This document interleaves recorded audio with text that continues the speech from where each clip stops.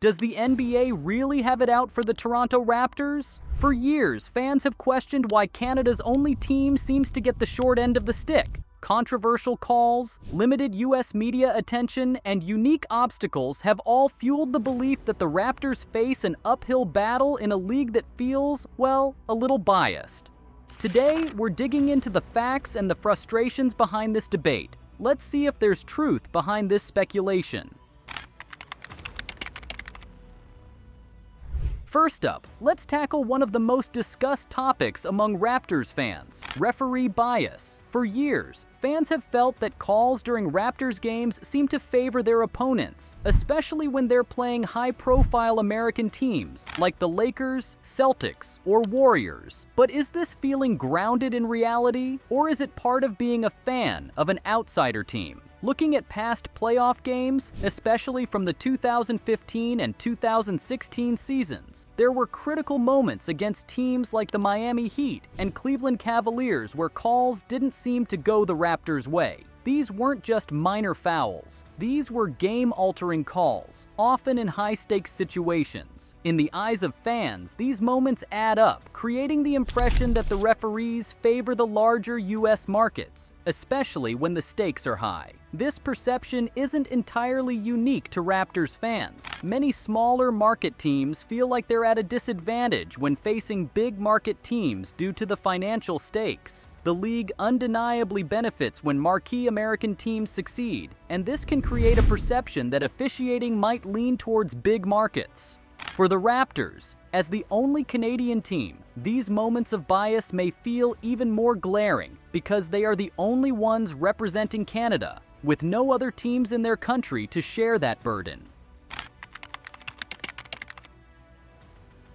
Next, we have playoff disrespect, another element that fuels the idea of bias. The Raptors have a strong playoff history, and fans remember well their intense runs in 2015 and 2016. Despite earning top seeds, they faced criticism and, at times, felt they were treated as underdogs. During those years, even when they finished the season with high seeds, the team struggled to receive the respect they deserved from the league and media. Controversial calls that seemed to favor their opponents in critical moments of the playoffs only added to the frustration. This trend became a talking point during their 2019 championship run as well, when fans felt like the officiating against the Warriors sometimes leaned in the favor of the American team.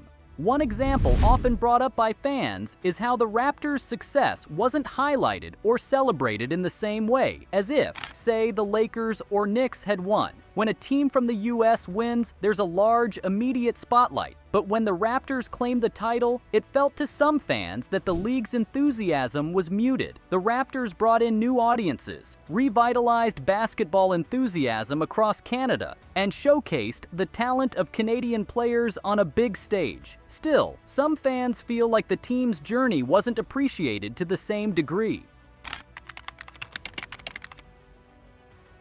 Now, let's move on to player discontent and departures. The Raptors have had some incredible talent, but retaining players has been a challenge, and each high-profile departure adds to the perception of the Raptors being a temporary stop for some players rather than a permanent home. Perhaps the most notable example is Kawhi Leonard. After leading the Raptors to their first-ever NBA championship in 2019, Leonard left for the LA Clippers. While his decision was multifaceted, including family considerations and a desire to play closer to home, fans couldn't help but feel a sense of rejection. They hoped that the championship victory would prove Toronto was a destination franchise. But Leonard's departure signaled that some players still view American cities as more desirable markets. Leonard's decision wasn't the first case. In 2004, Vince Carter, who was instrumental in popularizing basketball in Toronto and across Canada, departed the team under strained conditions. Carter had carried the Raptors through a critical time in their history, but tension with management and a lack of alignment on the team's direction ultimately led to a separation. Fans remember this as a moment of heartbreak, and it reinforced a notion that American players might see Toronto as a second choice when they have options back in the US. The same trend occurred with Chris Bosh and Tracy McGrady, two other stars who eventually left Toronto for American teams. While it's not unique for players to move around, for Raptors fans, each departure echoes a familiar theme, that top players are more likely to settle in the US rather than staying long-term in Canada. Another factor that contributes to Toronto's unique situation is life off the court. Playing for the Raptors doesn't just mean joining a new team, it means moving to another country. And while Toronto is a world-class city, there are some unique aspects to life there that can be challenging for American players. For instance, Canadian taxes are generally higher than those in most US states, particularly for high-income earners like NBA players. Players like Lou Williams have spoken openly about this, noting that the difference in take-home pay can be noticeable.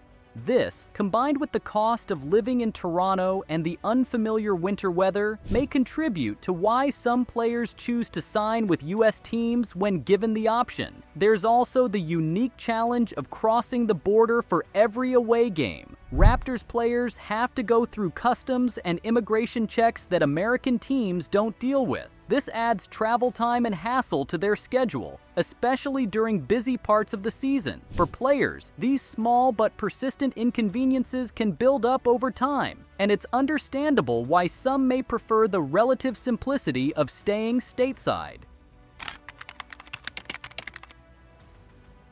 The media plays a significant role in shaping the NBA's narrative, and for Raptors fans, there's a sense that their team receives less attention than they deserve.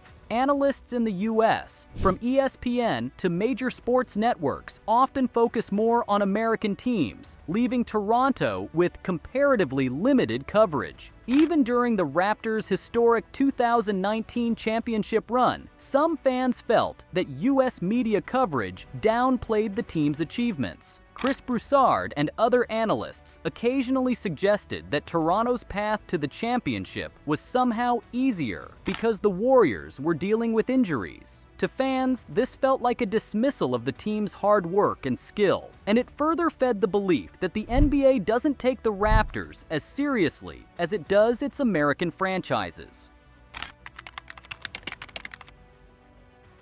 Next, let's touch on national exposure. Compared to their American counterparts, the Toronto Raptors receive far fewer nationally televised games. For Raptors fans, this lack of airtime isn't just a scheduling quirk. It's another signal that their team might be undervalued or overlooked by the league. While major American teams like the Lakers, Celtics, and Warriors seem to have a near-constant presence on US national broadcasts, the Raptors' games often slip under the radar. This limited exposure doesn't just affect fan perception, it shapes the entire narrative surrounding the team. National broadcasts are a way for players to reach new fans, earn recognition, and secure endorsements. And for the Raptors, every missed broadcast opportunity is one fewer chance to showcase their talent and achievements to a broader audience. For a team that has shown they can compete with the best, the lack of visibility feels like a missed chance for the NBA to celebrate its only Canadian franchise. And for fans watching from Toronto and across Canada, this lack of national recognition feeds into the belief that their team is treated as an outsider in the very league they play for. Finally, we need to consider the Raptors' unique status as the only Canadian team in the league. This distinction brings a mix of pride and isolation. In the 1990s, the NBA made an ambitious move to expand into Canada, creating two teams, the Toronto Raptors and the Vancouver Grizzlies. However, while the Raptors eventually found their footing, the Grizzlies struggled, ultimately relocating to Memphis. To many fans, this was a warning of the difficulties Canadian franchises face in a US-centric league. Today, Raptors fans carry a sense of resilience. They understand the unique obstacles their team faces and have developed a distinct identity built on loyalty and pride. They've watched the Raptors rise from a struggling expansion team to a respected playoff contender, and they celebrate every win with unmatched passion. But they also recognize the challenges their team endures, both on and off the court. to gain the respect they feel they've earned. For Raptors fans, being the only Canadian team brings pride, but also a burden. They represent an entire country, but that also means they shoulder the frustrations of perceived bias and overlook they believe their team experiences. So, is there really an NBA bias against the Toronto Raptors? Maybe it's not as simple as a yes or no. It could be a mix of geography, business dynamics, and history that creates a set of challenges unique to the Raptors. From unfair calls to media indifference, these obstacles might feel more than just coincidental. But does that equal bias, or is it just the reality of being Canada's lone NBA team? Let us know your thoughts in the comments below, and don't forget to subscribe for more insights into the game.